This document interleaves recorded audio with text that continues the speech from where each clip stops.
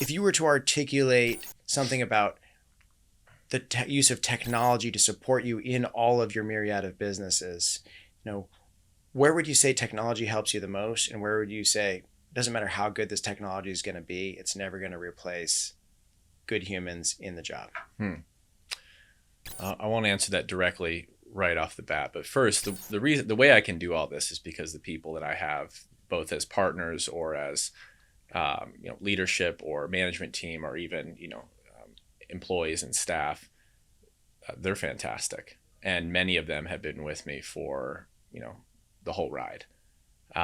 So one, that's more the testament too of, hey, this is the team that got us here, but now with technology and different tech stacks or softwares, or even the artificial intelligence that's coming in, it's a real question to have, it's a real, I wouldn't say a problem, or the team is not used to it. And so I've really been taking the approach of, well, hey, it's not coming, it's here.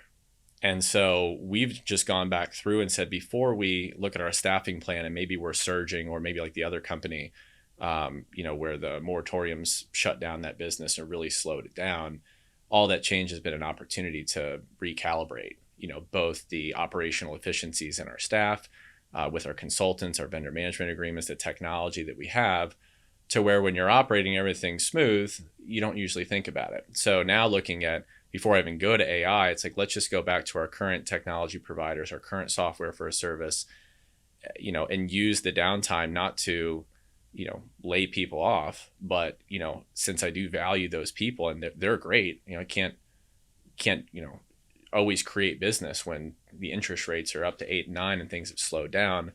That team is so hard to find. So then we just really look back. All right, let's look at the technologies we've been using. Let's see if we can find some different efficiencies, a way to do this better, free up more of your time.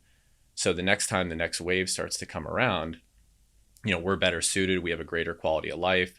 We have less staff. We have more incentive structures for career growth, for bonuses with that team. So, for me, and I think this goes to, when as AI continues to play more of a prevalent role, what I always see is that human connection is going to continue to be more and more important.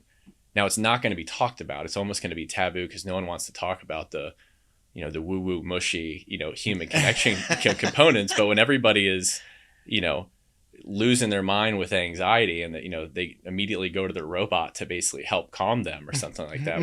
What they're really missing is that human connection, and being able just to express whatever they need and be candid with their needs to an actual person. So I'm playing the role right now of investigating the current technologies that we have, also investigating all that AI has to offer, and not try to get ahead of it, but just use it because it's changing so fast, and getting my team comfortable with, we are going to be curious about this, and we are going to welcome it and let it in here, because it's going to come in here regardless. And I think, though I know there is room for both, I'm going to call it the robot, the robot and the human, and both of them are wildly important. And I think that, as a human, I'm always going to, vote for the humans. I'm always going to be pro-human. I'm glad I have your vote. Yeah. At the end of the day, I mean, if the robot and Tommy can do it the same, there's still room for both. I have to figure out how, but.